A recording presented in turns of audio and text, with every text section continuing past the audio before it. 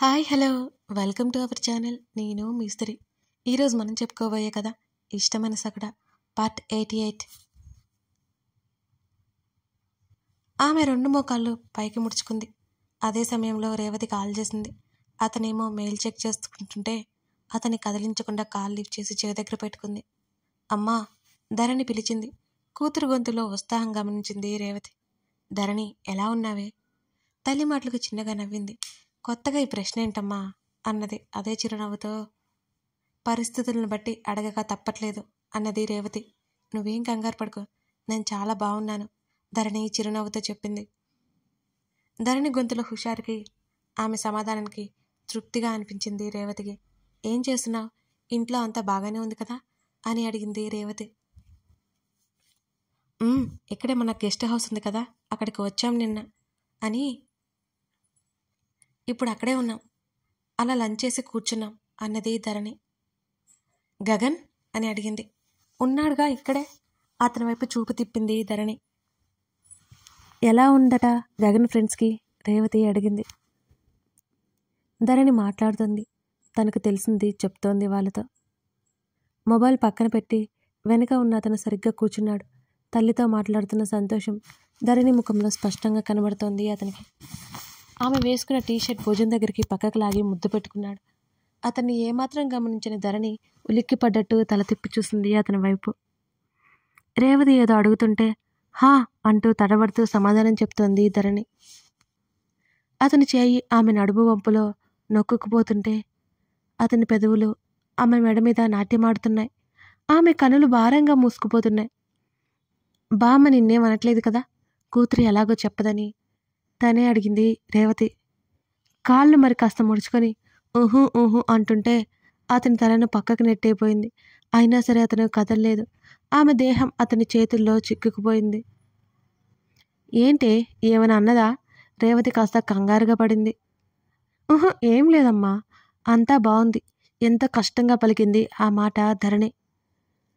గగన్ వైపు తల తిప్పి చూసి ప్లీజ్ పెదవులు కదిపింది. అతని పనులకు మాట్లాడడం ఎంతో కష్టంగా ఉంది ఆమెకి.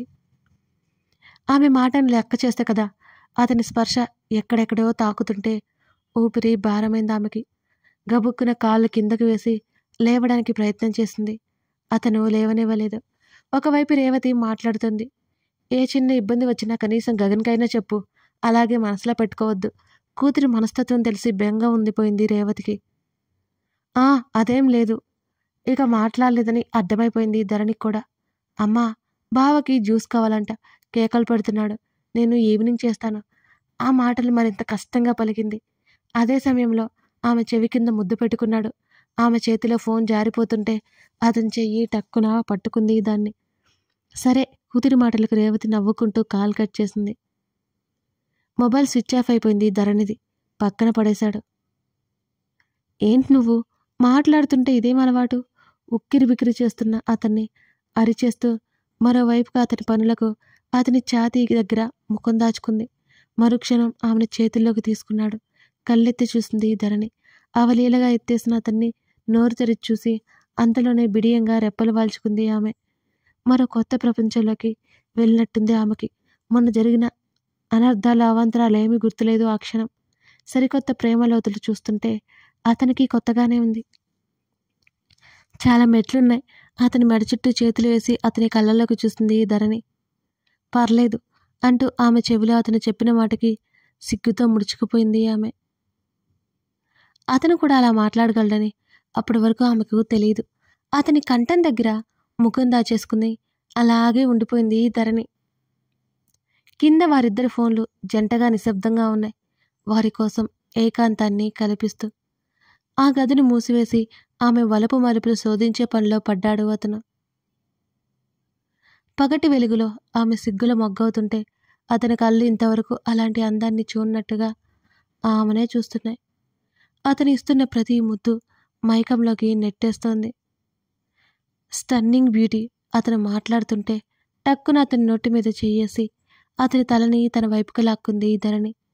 ఆమె చేతిని తీసేసి నువ్వెలాగో మూగదానివి అతనిగా చెప్పబోతుంటే తనే స్వయంగా అతనికి తన ఆదరాలు అందించింది. అతను క్షణకాలం సంభ్రమాశ్చర్యాలకు గురైపోయాడు. ఆ కళ్ళల్లో మైమరుపు కనిపించింది. మరుక్షణం ఆమె పెదవులు అతని పెదవుల కింద బలంగా బంధించబడ్డాయి. ఊపిరాడక ఉక్కిరి బిక్కిరి అవుతుంటే ఆమెను వదిలి ఏయ్ మాట్లాడనివ్వు అంటుంటే మాట్లాడనివ్వను అన్నది చిరునవ్వుతో, మరోవైపు సిగ్గుతో. ఆమె నడుముకి ఇరువైపులా గిలిగింతలు పెడుతుంటే ఆమె నవ్వుతోంది. నవ్వు ఆపుకోలేకపోతుంది. నవ్వలేకపోతున్నాను ప్లీజ్. ఆమె మెలికలు తిరుగుతుంటే ఆమె నవ్వులు అతనిలో వసంత వీచికను తట్టి లేపుతున్నాయి. ఆ నవ్వుని ఆమెకి ఎప్పుడూ బహుమతిగా ఇవ్వాలని అప్పుడే డిసైడ్ అయిపోయాడు అతను. మరి కాసేపటికి అతని హృదయం మీద సేద ధరణి అతని ముఖంలోకి చూసింది. అతనిలో ఏ దిగులు లేదు. హ్యాపీగా ఉన్నాడు. అది చాలు అనిపించింది ధరణికి. బావా ఎప్పుడు వెళ్తాం ఇక్కడి నుంచి? వెళ్ళాలని ఉందా? ఆమెను చూశాడు. అతన్ని విడిచి అతని టీషర్ట్ తగిలించుకుని జుట్టు మొత్తం పైకి పెట్టుకుంటూ చిక్కు చేశావు. ఆమె జుట్టు మీద ఎంతో దిగులు పడింది. ఆమె చేసేవన్నీ చూస్తున్నాడు. ఎందుకో తెలీదు ఆమె మూమెంట్స్ అన్నీ స్లో మోషన్లో కనబడుతుంటాయి అతనికి. ఉండాలి అంటే ఎన్ని రోజులు? కళ్ళెగరేసింది. ఓ నెల రోజులు లీవ్ పెట్టేద్దాం అనగానే ఆమె కళ్ళు పెద్దవయ్యాయి. ఆమె ముఖంలో వెంటనే మారుతున్న భావాలను చూసి పెదవులు సాగదీశాడు. ఏంటి నెల రోజులా? ఏం చేయాలి? ఆమె కళ్ళు తెలిసి అడిగింది. ఆమె ముంజెత్తున పట్టుకుని మీదకు లాక్కున్నాడు. నాకైతే ఈ 1 మంత్ కూడా సరిపోదు. అతని కళ్ళు సూటిగా చూస్తుంటే, అతని మాటలు తీక్షణంగా గుసగుసగా వస్తుంటే ఆమెకు మాటలు కరువైపోయాయి. అత్తిపత్తి పువ్వులా ముడుచుకుపోయింది అతని మాటలు వింటూనే. అక్కర్లేదు. నెమ్మదిగా అతన్ని విడిపించుకుంది. శరీరం అంతా భారంగా అనిపించింది. అతను లేచి ఒళ్ళు విరుచుకుంటూ విండో దగ్గరికి వెళ్ళిపోయాడు. అతని బలమైన భుజాలు వెనక నుంచి మరింత ఆకర్షణీయంగా కనబడుతున్నాయి ఆమెకి. అతని శరీరం మీద ఆమె గుర్తులు చూసి కళ్ళు వెడల్పు చేసింది. అమ్మో, గమనిస్తే ఎంత ఆడుకుంటాడో. ముఖానికి దిండడ్డి పెట్టుకుంది ఈ ధరణి. ఆమె నెమ్మదిగా లేచి డ్రెస్ తీసుకుంటుంటే వెనక్కి తిరిగినా అతను ఏం వెతుకుతున్నావు అని అడిగాడు ఆమెని. అతని చూపులకి టీషర్ట్ కిందకు లాక్కుంటూ డ్రెస్ అంటూ నెమ్మదిగా చెప్పింది ఈ ధరణి. ఎలాగే బాగున్నావు. ఆమె దగ్గరికి అడుగులు వేస్తుంటే కంగారు పడింది ఈ ధరణి.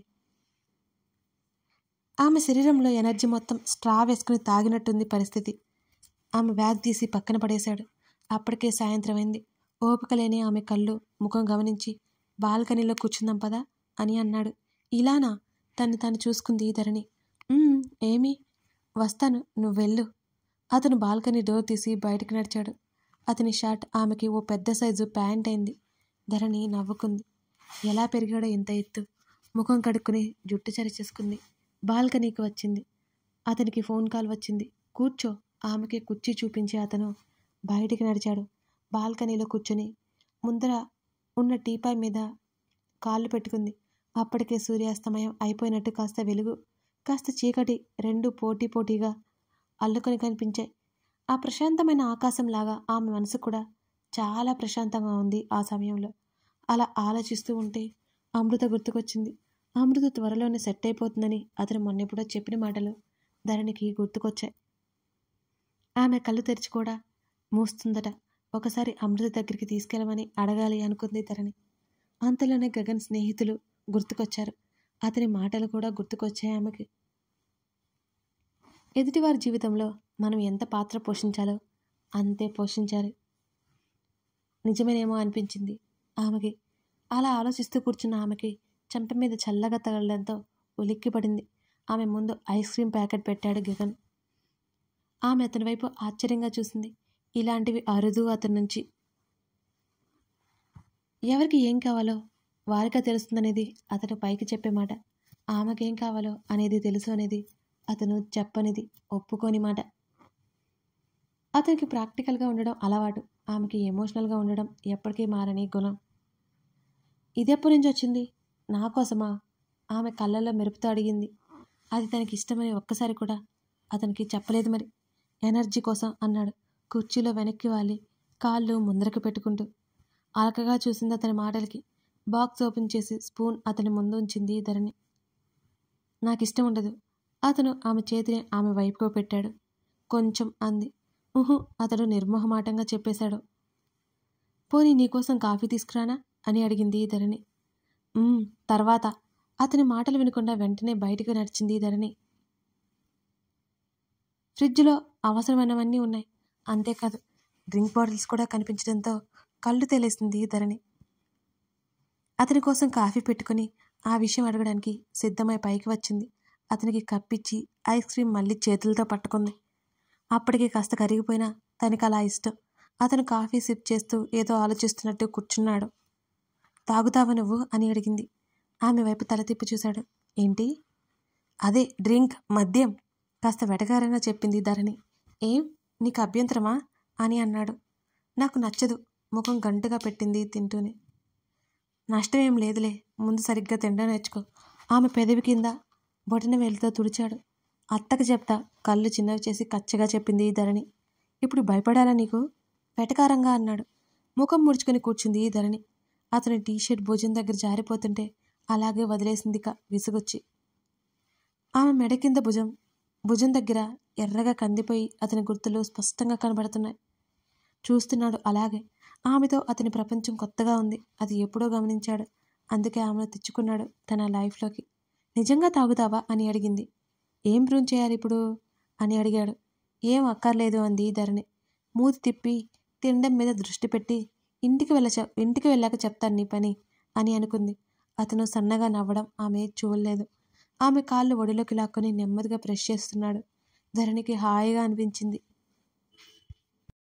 మధ్యలో మాకేంటి గోల అనుకోకుండా, ఈ విషయం అంటే ఇది చిన్న విషయం అండి.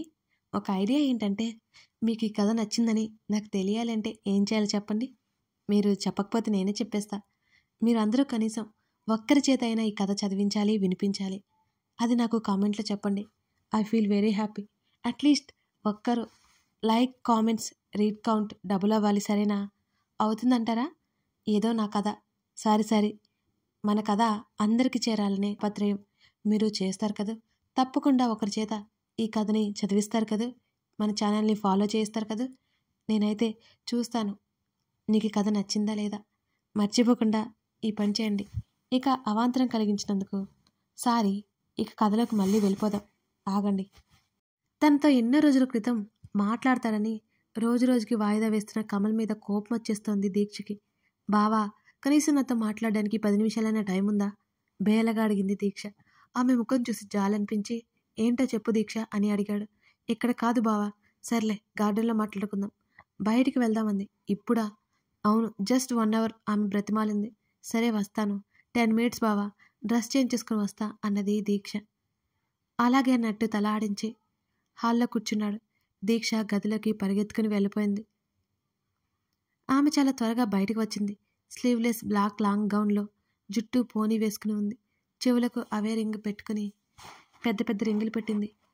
ఎక్కువ రెడ్ లిప్స్టిక్ వేసి లుక్ని మరింత ఆకర్షణీయంగా మార్చేసింది దీక్ష. ఆమె వైపు ఒకసారి చూసి పట్టినట్టే ఉన్నాడు కమల్. ఆమె అందానికి అతను ముగ్ధుడైపోయేవాడు. అతని మనసులో ఎవరూ లేకపోతే ఆ స్థానంలో మరొకరుంటే. మమ్మీ, నేను బావా బయటికి వెళ్తున్నాం, కాసేపట్లో వచ్చేస్తాం తల్లికి కేక వేసి చెప్పింది దీక్ష. కమల్కి చిరాగ్గా ఉన్నా ఆమె రోజు అడగడంతో తప్పక ఆమెతో పాటు బయటికి నడిచాడు. వాళ్ళిద్దరూ వెళ్తుంటే శేఖర్ని సంతోషపడ్డాడు. కమల్ కారు తీశాడు. ఎక్కడికి తీసుకెళ్ళమంటావు అని అడిగాడు డ్రైవ్ చేస్తూనే. ఎక్కడైనా రోడ్డు పక్కన పీస్ఫుల్గా ఉన్న చోట ఆపు బావా అని అంది దీక్ష. అతను సరే అన్నట్టు ఇంకేం మాట్లాడలేదు. అతనికి ఆమె చెప్పబోయే మాటల మీద ఏమాత్రం ఇంట్రెస్ట్ లేదు. అమృత తనని గుర్తుపట్టింది, కానీ మాట్లాడడానికి ప్రయత్నం చేయట్లేదు. తన వైపు అసలు చూడట్లేదు. ఆమె బిహేవియర్ వెనుక కారణాలేంటి అర్థం కావట్లేదు అతనికి. అతని ఆలోచనలన్నీ అమృత చుట్టూనే ఉన్నాయి. బావా, ఇక్కడ ఆపు. దీక్ష పిలుపుకి తేరుకొని కారు ఒక పక్కన ఆపాడు. ఇద్దరు కారు దిగారు. వెహికల్స్ ఎక్కువలే. అక్కడక్కడ ఒకటొకటి వస్తూ వెళ్తూ ఉన్నాయి. బావా, కార్ పార్క్ చేసిరా, రెస్టారెంట్కి వెళ్దాం. ఎదురుగా కనబడుతున్న రెస్టారెంట్ వైపు చూపించింది దీక్ష. ఉఫ్ అని నిట్టూచి వాలెట్ పార్కింగ్ ఇచ్చి ఆమెతో పాటు లోపలికి నడిచాడు కమల్. ఇప్పటికే ప్రైవేట్ రూమ్ బుక్ చేసినట్టు ఉంది దీక్ష. ఇద్దరు లోపలికెళ్ళి కూర్చున్నారు. ఏం తింటావు బావా అని అడిగింది. నాకు అర్జెంట్ వర్క్ ఉంది దీక్ష, త్వరగా వెళ్ళాలి. ఇప్పుడేం వద్దు, నువ్వు తినే అన్నాడు అతను. ఇంతవరకు వచ్చి తినకుండా వెళ్ళిపోతే ఎలా బావా అని అడిగింది. సరే లైట్గా ఇవ్వు అన్నాడు. ఫుడ్ ఆర్డర్ ఇచ్చి మౌనంగా కూర్చుంది దీక్ష. ఆమెకు చెప్పలేనంత కంగారుగా ఉంది ఇప్పుడు. ఏదో చెప్పాలి అన్నావు, త్వరగా చెప్పు దీక్ష. నాకు పనుంది. ఫుడ్ రానివ్వు బావా అంది. ముందైతే విషయం చెప్పు, అది వచ్చేసరికి లేట్ అవ్వచ్చు. వీలైనంత వరకు అక్కడి నుంచి వెళ్ళిపోవాలని ఉన్నాడు కమల్. లైక్ చేసి కామెంట్ చేయడం మర్చిపోకండి ఫ్రెండ్స్. ఇంతకీ మన లాస్ట్ ఎపిసోడ్లో వచ్చిన ఐడియా ఎలా ఉంది? అదేనండి, మీరు ఒక చేత ఈ స్టోరీ వినిపించారా, చదివించారా? చెప్పేసేయండి. నేను చాలా చాలా హ్యాపీగా ఫీల్ అయిపోతా. ఖచ్చితంగా ఒక్కరైనా ఈ పని చేసిన నాకు చాలా happy. Thank you for watching this video.